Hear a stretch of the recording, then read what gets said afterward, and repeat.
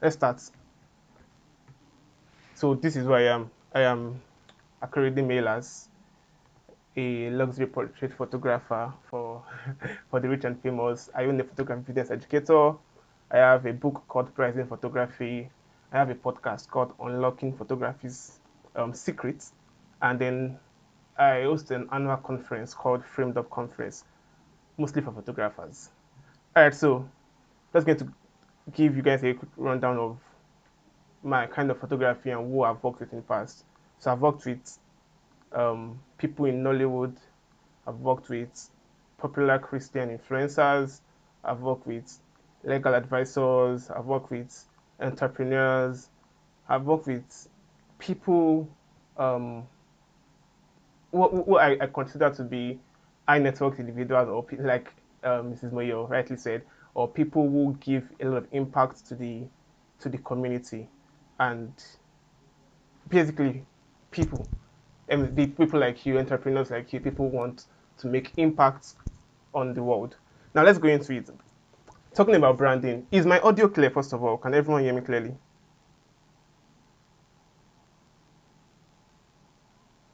Loud and clear. Can hear you clearly. Perfect. So let's talk about branding. This is my definition. It's not a dictionary definition. This is the way I define branding.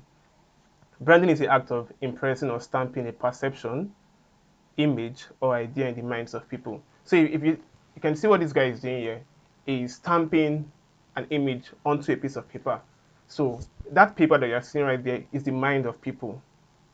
That guy with the hand, that's you. The stamp is your branding tool. So that is you impressing an image on the minds of people. That's basically what I call branding is. There might be a lot of other academic definition, but the act of you stamping a perception, an image, an idea in the minds of people is branding. Now, then we come to a brand. So when you stamp an idea in the minds of people, they begin to have what is called a gut feeling. A gut feeling. And when you think of certain brands or certain companies or certain names, there's a gut feeling you have about them. There's this automatic, you can't necessarily put your finger on it.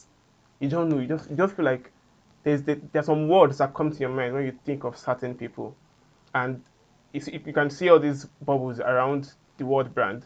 Those are the different tools that you put in to ensure that someone has a gut feeling about you. So, for example, if someone meets you, if any of your friend meets you today, and there's a feeling your friend has about you, that's a gut feeling. They can't really put their hands on it. That's your brand. That exactly is your brand. And the danger or the good thing about it is that we all have a brand already. So we'll get there. Now look at these two pictures. There is Tony Olumelu and there is UBA, which shows that you are an entrepreneur. You can have what is called personal brand, and you can have a corporate brand. Your business has a corporate brand. UBA has a corporate brand on its own. Tony Elumelu is an individual. He has a brand on his own. Let me give you an example. This is Elon Musk and Tesla. Tesla is a brand on its own. So when you think about Tesla, there are some words that come into your head. There's a gut feeling you have. When you think of Elon Musk, there's a feeling, there's an image, there's a perception that comes into your mind. So, but we're going to focus on personal branding mainly today. Now, let's play a quick game, and I would need some responses in the chats. What comes to your mind as you hear this word? You can tell me if I'm wrong. Mercedes Benz. When you hear the word Mercedes Benz or you see the logo, what comes to your mind is luxury, elegance, style, class, rich, reliability, things like that. Those words are gut feelings that come to your mind just by the reason of you seeing that word or you hearing their name. So that is a gut feeling. That is the brand that they have. Remember, brand exists in the minds of people. So let's move on to the next person. This is Owambe. Now, when I say Owambe, there are some associated words that come to your mind. Things like spraying money, colorful clothes, um, and some other things. Spraying money, colorful clothes, food. food would come into your mind. And let's look at this. Russia. When Russia comes to your mind, some things come to your mind. Things like um, Putin comes to your mind. The Ukraine war comes to your mind. Am I correct? Then let's see. Dubai. When Dubai comes to your mind, words like luxury, elegance, vacation, you know, those are the kind of things that come into your mind. Am I correct? Am I speaking your mind? North Korea. When North Korea comes to your mind, I mean, personally, I'm kind of terrorized one way or the other. I'm like, oh my god, no, I'm just scared. Do you get? So that's the gut feeling that I have when it comes to North Korea. It's like it's branding. Lagos. When Lagos comes to your mind, one of the things that comes to mind is traffic. And I think of traffic, I think of the entrepreneurial spirit in Lagos. I think of yellow buses.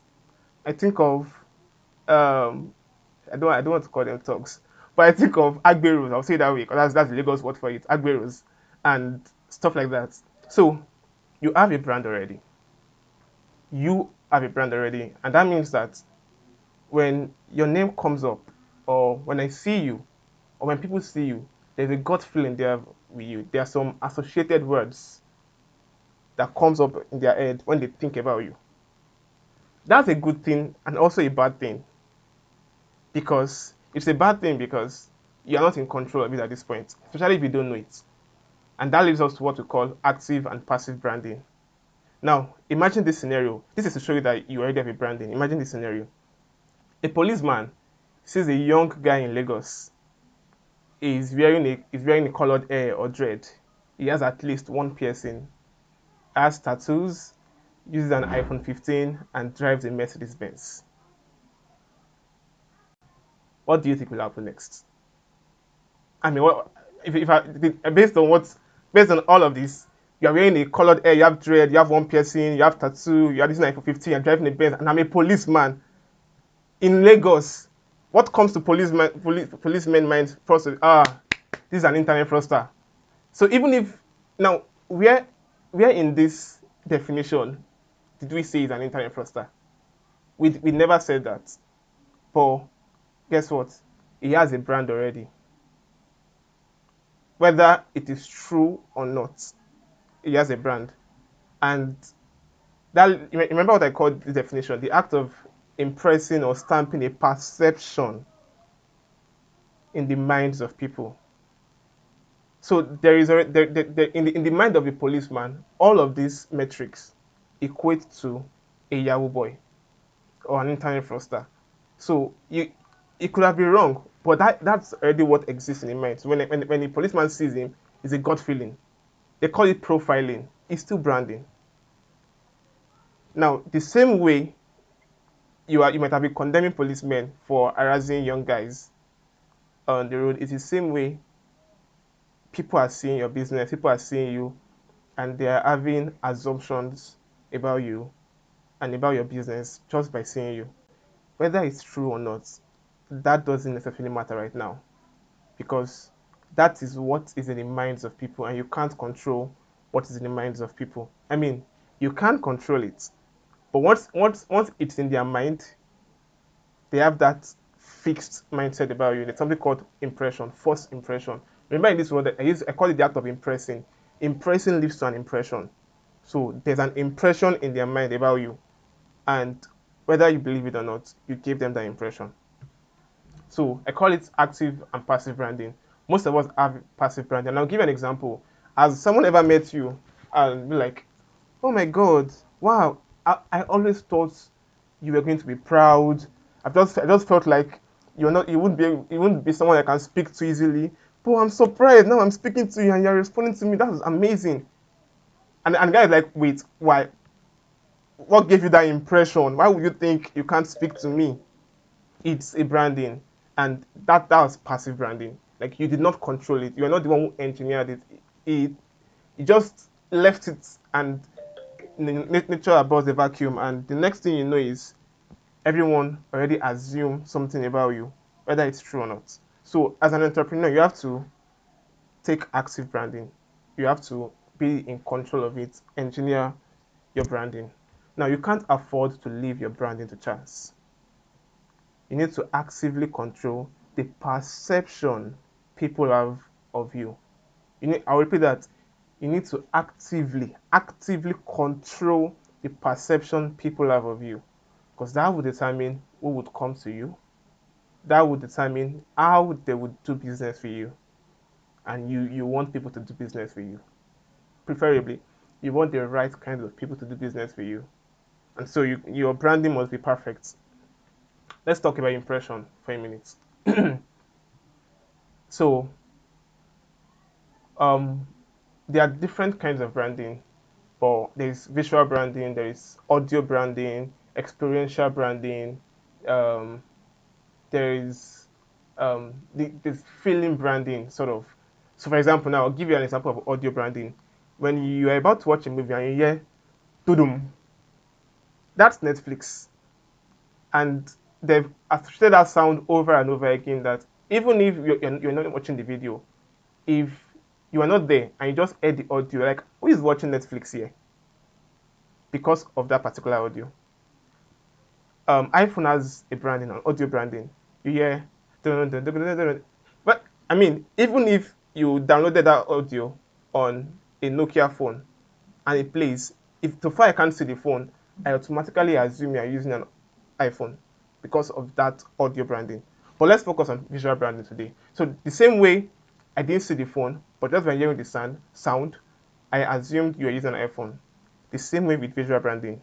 There is a way people feel about you when they see you, or when they see your business. By seeing your business, I mean maybe they see your business location, they see your business material, they see your business marketing, your website, your media profile, visual branding. There's a way they feel. Notice that word feel. It's in red because it's important.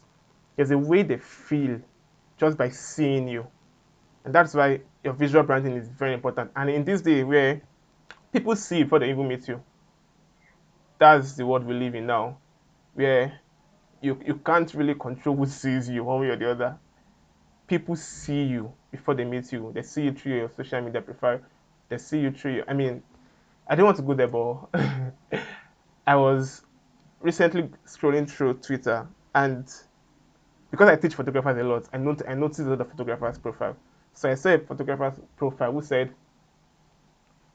um, I'm trying to remember the exact word he used. Something like, don't trust me, I can break your heart. That was his bio. And I'm like, wow. And then next to it, he wrote photographer.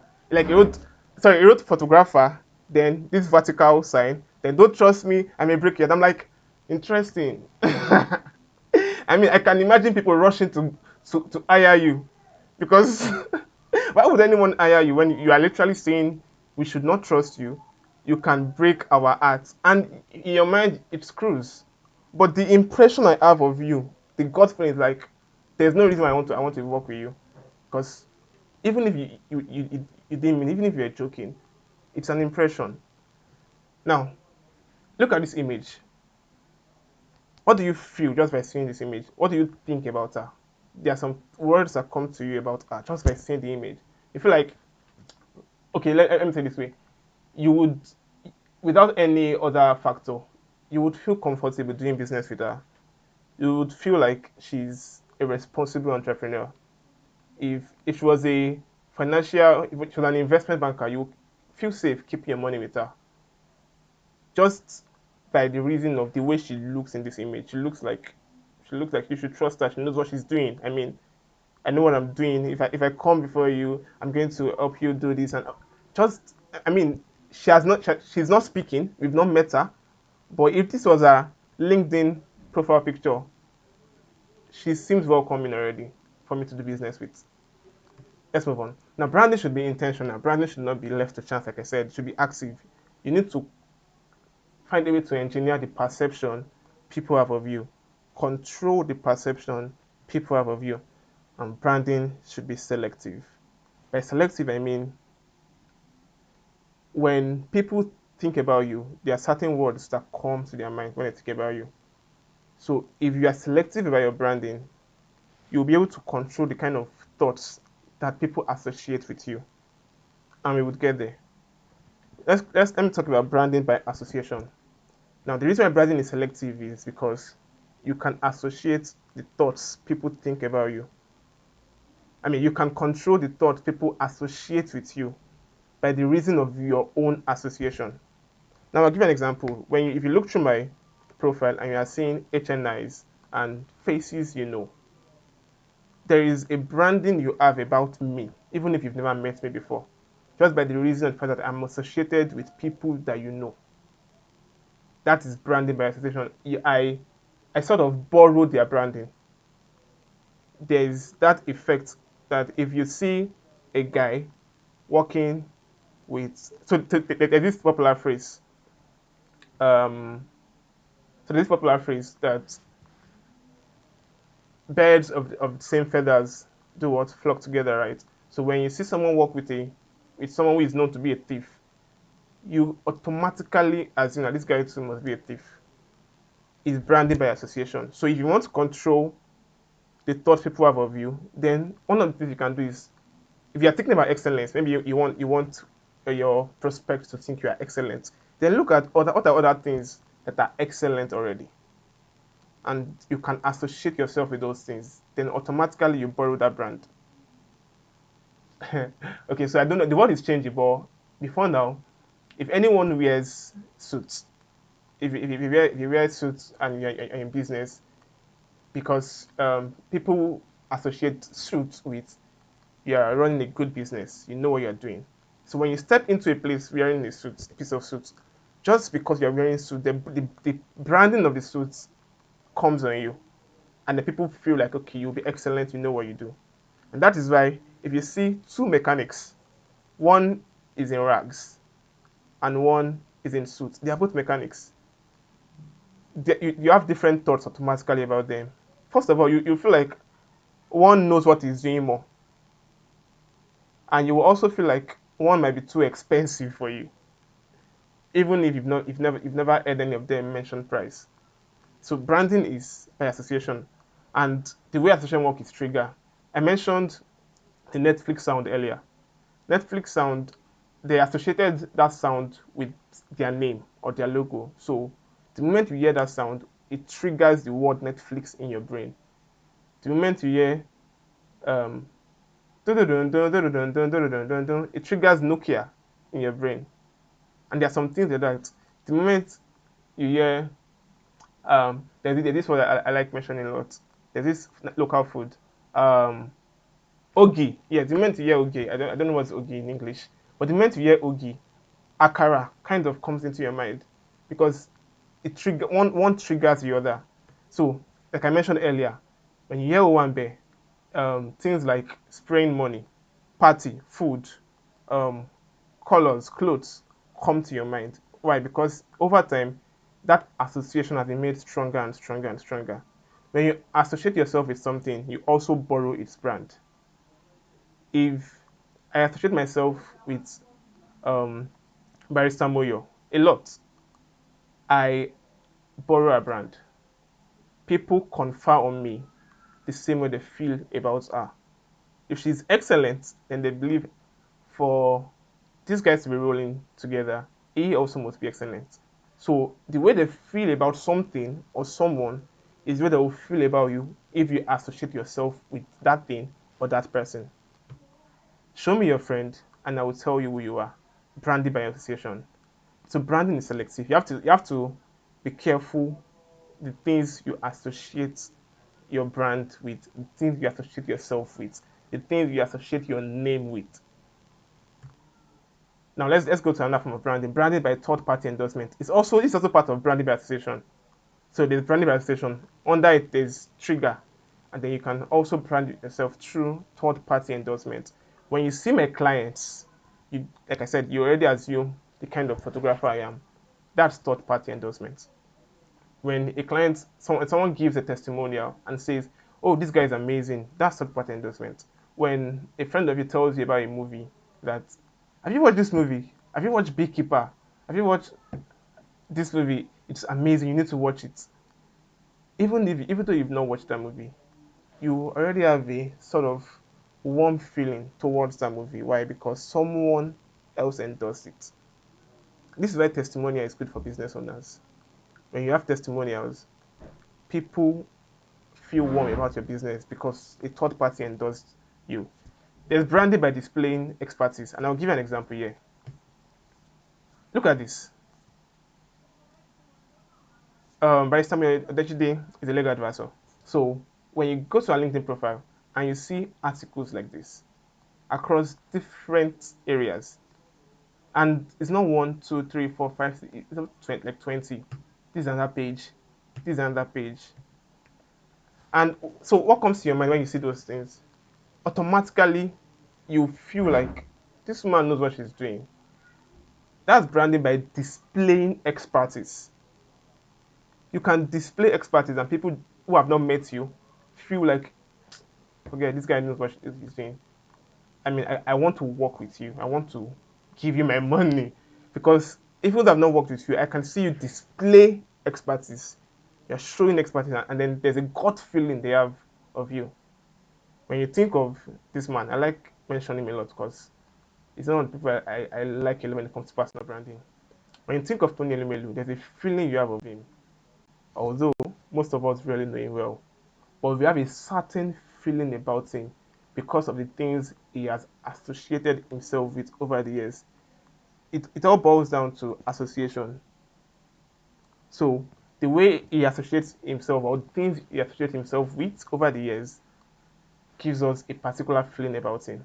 So what do you want people to assume about you when they see you, when they hear your name, when they hear you speak, and when they do business with you? Now, this leads me to what I like saying. I like calling it engineer, perception engineering. You need to engineer the perception people have of you. And if there's one word I want you to go on with today, is the word association.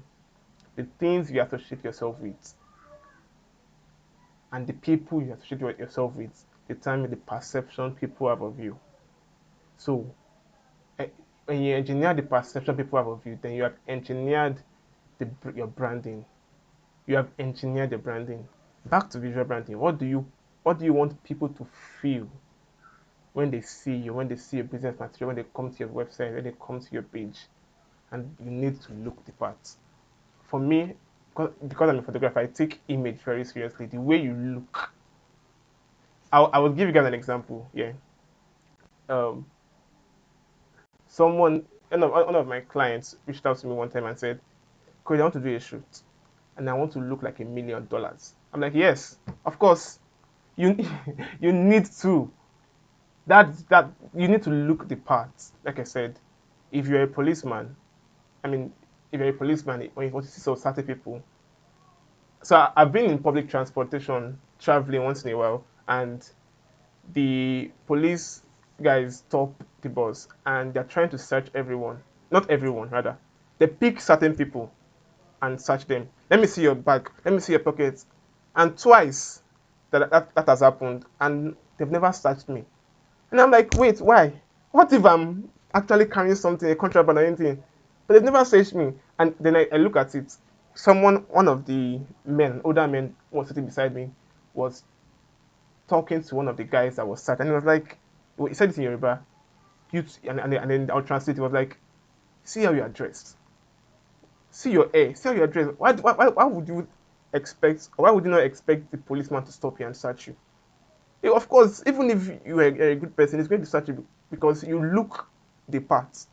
So because you look the part, there is a branding or there's a gut feeling the police have of you. So you need to start with the right image, the way you look. When someone comes to your LinkedIn and sees your picture or your DP, what can they assume about you? Starting with the right image. Okay, I'm going to stop here so that I have enough time for questions. I'm sure some people would have questions that they would like to ask. So, branding again is perception. You can engineer the perception. You impress a certain idea, perception, on image in the minds of people. And if you can carefully and actively do that, then you can control the perception people have of you, and you can control the gut feeling they have of you. Then you have control of your brand. Thank you.